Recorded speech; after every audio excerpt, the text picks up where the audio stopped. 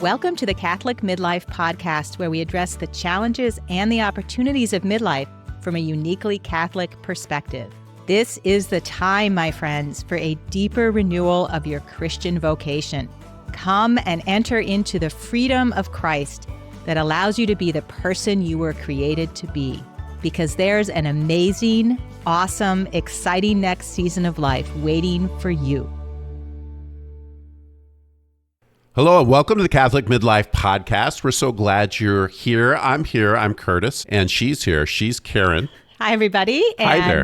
I'm happy to be here as well. I've had an interesting week, and several people have mentioned to me, Curtis, that this topic of boundaries is really important to them, and how happy they were to see that we were doing a season on the topic. That's great. That's a little curious to me, because boundaries per se is not something that really comes up as a topic. I guess a lot of the times work and personal conflicts have come up, and those are often about boundaries, but I don't think my crowd would sit around talking about, you need some boundaries there, bro.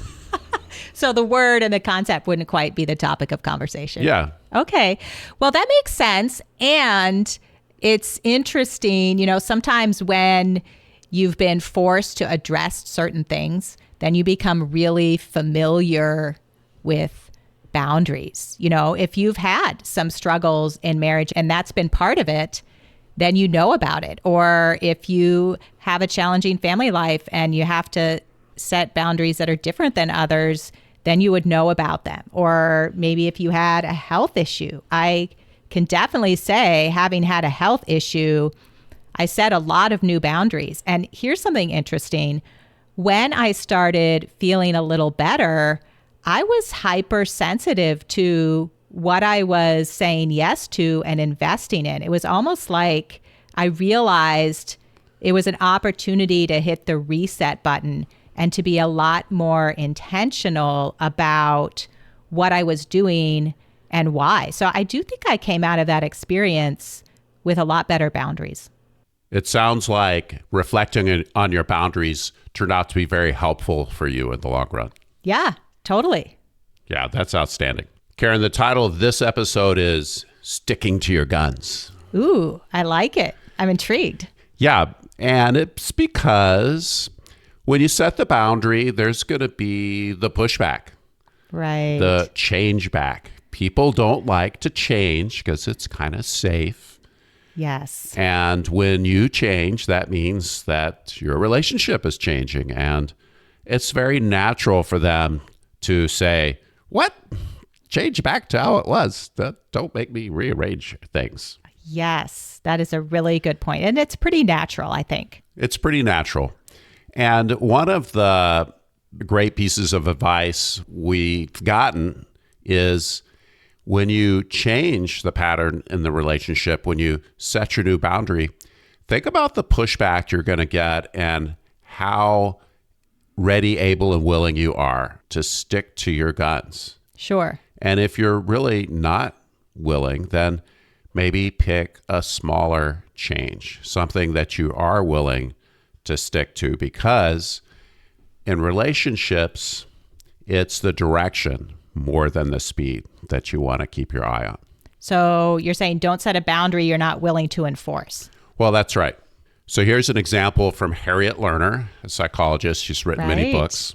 And there was a lady that was going to go to one of her empowerment weekends, one of her big weekends full of information of Harriet Lerner mania. And the lady knew that her husband was not going to like it. In fact, he realized she was going to this weekend event, and he said, no, don't go, cancel that. This is just going to create problems. Ooh. And she said, no, I'm going to go. This is something I want to do. And he gave her the silent treatment for quite a while after that. And it's kind of what she had expected, and she was ready to just deal with it. And that's what she did. So she didn't let it derail her from the thing that she had set her eye on. Exactly. And also, she didn't pitch a fit, didn't argue, explain any of that. She simply sucked it up. Yeah. And figured, hey, he's going to be like that. I'm not going to escalate the problem. Okay. So it sounds like she knew there might be some consequences from her decision and from sticking to her guns. And so she just made a decision that would be part of the whole process, and she was still going to move forward. Exactly.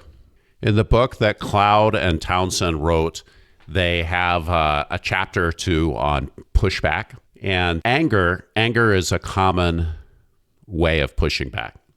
So you set a boundary and somebody gets angry with you. Yeah, that's right. They get mad. And then are you gonna cave in because somebody's angry with you? Maybe your kid is angry with you, your coworker, your husband, your boss. Just as soon as they get angry, are you going to retreat or dumb down your boundary?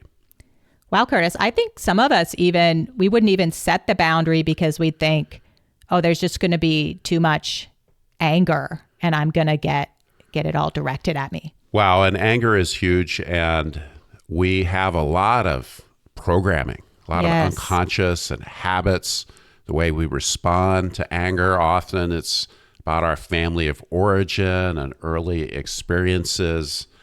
So you're right. Just the thought of making somebody angry can really inhibit us from acting in the first place. So did the authors say what to do when you get pushback like that?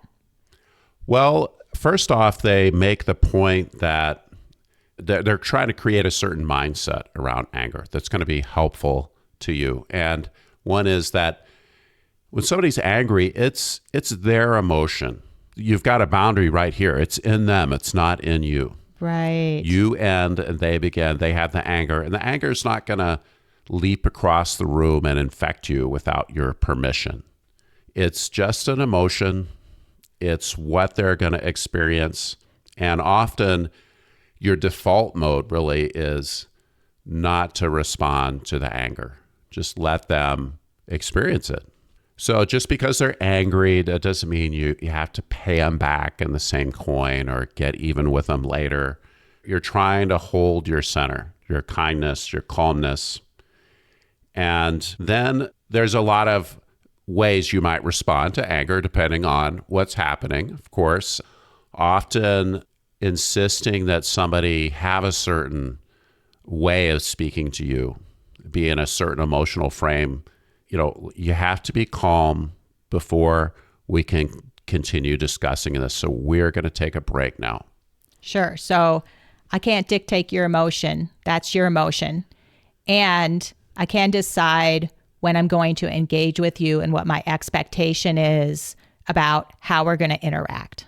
Right. So for instance, one of their examples was a lady had a big breakthrough when she realized she could say, I'm not going to allow myself to be yelled at. I'm going to go into this other room until you decide you can talk about this without verbally attacking me and raising your voice so that I know it's okay to talk to you. Now, when it comes to anger, it's a hot emotion. Often it's easier said than done. Sure. And if this is the kind of response that you might expect, then you're going to want to be ready for it and have some idea of how you might respond, or at least how you're going to stick to your guns. Almost like making a plan. I'm going to set the boundary. I might get this response. This is what I'm going to do. Yeah, that's right. And I guess one of my most basic approaches to responding in these kinds of situations is simply to keep repeating myself. Simply sticking to my guns and restating the same thing over and over. And even as they kind of attack you or try to go around to get you to justify it, you simply keep restating the same thing, which is just going to frustrate them and make them even more upset. But still, it's a way of responding. Well, now that you're mentioning this, Curtis, I remember we had a kid, and this was really ended up being a way to help them process something that I had told them. As I tell them something and they wouldn't like it, and they'd have kind of a big emotional reaction, and I would just sort of calmly in maybe different words or different ways, restate my decision and why I made my decision. And I showed some empathy for what they were experiencing. And I didn't change the decision or the boundary, as it were. And it was like over time, and sometimes it would be like 5 or 10 minutes, they were just having to process that this was a decision and a boundary that they didn't like. And then they were able to move through it and receive it. And over time, I sort of figured out for that particular person, that was helpful. I'm not saying that's the thing to do for everybody, but that was helpful. That was a better approach than sending them to their room after a certain number of repetitions. Yeah. Or don't argue with me kind of approaches. That was a kid that responded to a lot of very patient explanations. Yeah. Or restatements. Mm-hmm.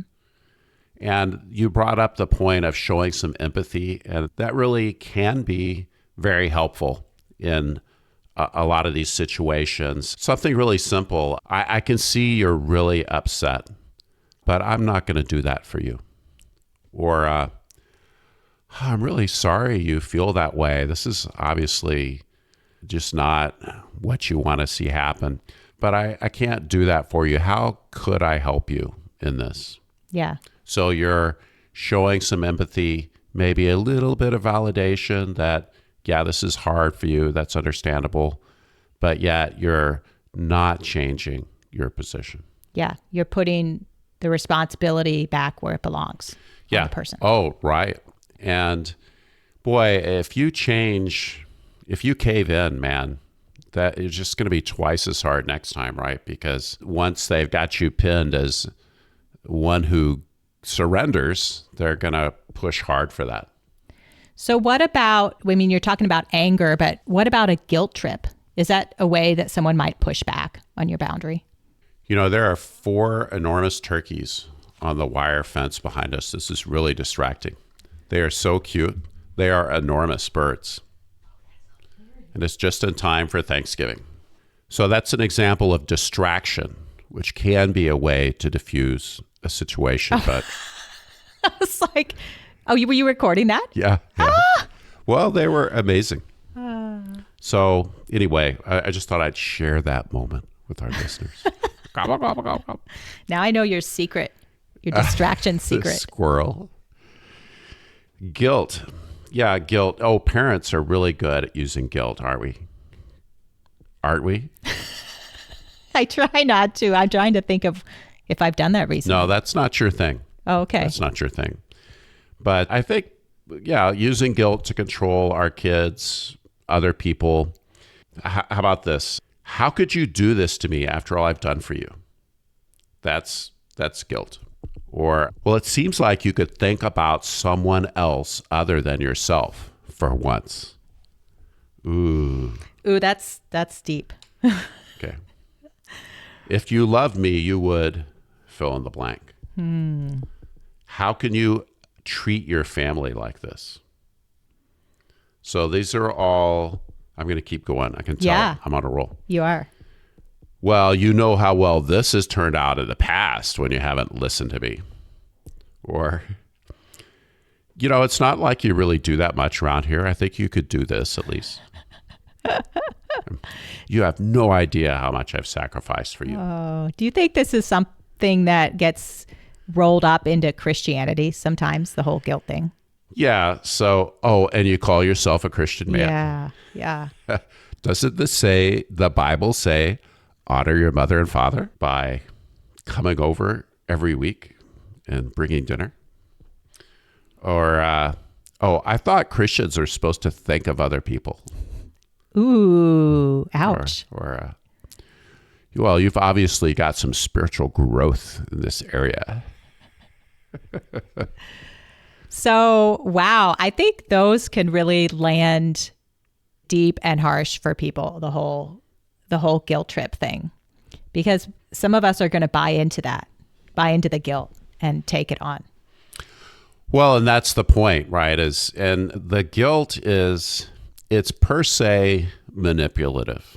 Okay. I think that's Now, there's always an exception, right? But pretty much if you hear the guilt, then that's somebody trying to be manipulative. And so you want to shut it down right there. But I mean, what do you do? That's what I want to know. What do you do? If you want to know what to do, it helps to start with kind of the right mindset. Oh, good. The Mindset right again. Okay. perspective around this. And so the first is, look, guilt really is per se manipulative, and that's not good. There's probably something real underlying it, some sadness, some guilt, maybe somebody's lonely. Why don't you come visit me? In the other person, there's something. Yeah. So recognize that there's probably some truth that's lurking in there, and maybe some anger too. It's putting the guilt on somebody is usually that's their anger lashing out at you. So having a little empathy, maybe a little validation. Yeah. Then that's going to help the medicine go down. Wow, I can see. Sounds like you're feeling pretty lonely. It's hard that I'm not coming more often. And that's an acknowledgement. It's not an apology. Right. You're just noticing it's hard for them. Yeah, so the apologies and the explanation, especially when you get into the guilt stuff, that's really not going to help. And Karen, I think there's a big difference between having a conversation about a subject that might make them feel guilty versus just slinging the guilt. So if your kids are, at a certain oblivious phase of life and they're not coming around to see you, that's not how we act. And so you can have a conversation with them, get your hands on them, and talk about the importance of family and this kind of thing. And that's different than wielding guilt as a weapon. Does that make sense? I think it does. So you're having an open and honest discussion about expectations in your first comment, and you're willing to talk through that with someone versus just making them feel guilty so they're going to show up in exactly the way you want them to. Yeah, so you're not trying to just pull their strings to get what you want. Yeah. Now, if you're being manipulated by guilt, guess whose fault that is? Don't tell me. It's my own fault, right? I know. We never get away with anything. Oh. It always comes back to us to grow up and be at cause and play the adult. So don't blame the other person. Again, there's probably something going on with them. At the same time, and Cloud and Townsend, they use the analogy of the rich landowner that's paying workers different wages in the vineyard, that parable. Uh-huh. And they say, well, it's up to you to be generous, but that doesn't mean doing whatever it is these other people want from you. You have to live your life and make your generous choices. It's not up to them to do it for you. So you get to decide what being generous means to you. That's right. They don't tell you what it means to you. That's right. Okay. So again, Karen, kind of back on the empathy and a little bit of validation, things like, it sounds like you're really sad that I'm not going to, fill in the blank. Or, hey, I get it. You're really unhappy about this thing that I'm deciding to do. You're at least acknowledging their unhappiness. Or, I'm really sorry you feel like that. So it's almost like you're communicating, yes, you matter to me, and I can see you have some desires here. And at the same time, I'm going to make my own decisions, and I'm expected to make my own decisions. I really like what you've said here, Curtis. I like all of your points. I think I would want to just remind our listeners, we don't know your situation. So the idea here isn't for us to tell you exactly how to handle your situation, but to give you some mindsets and some things to think about as you navigate setting your own boundaries with the people in your own life. That's right, Karen. Those are great points.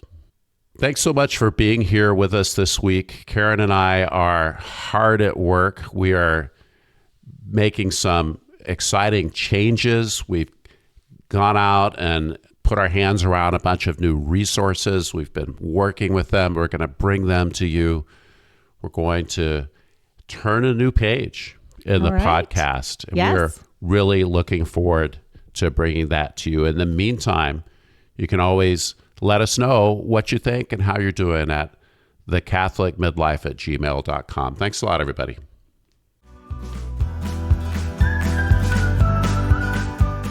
Thanks for being here with us. The Catholic Midlife Podcast is for anyone that wants to receive the abundance of life that God has for each one of us. Take a moment right now to tell a friend about us.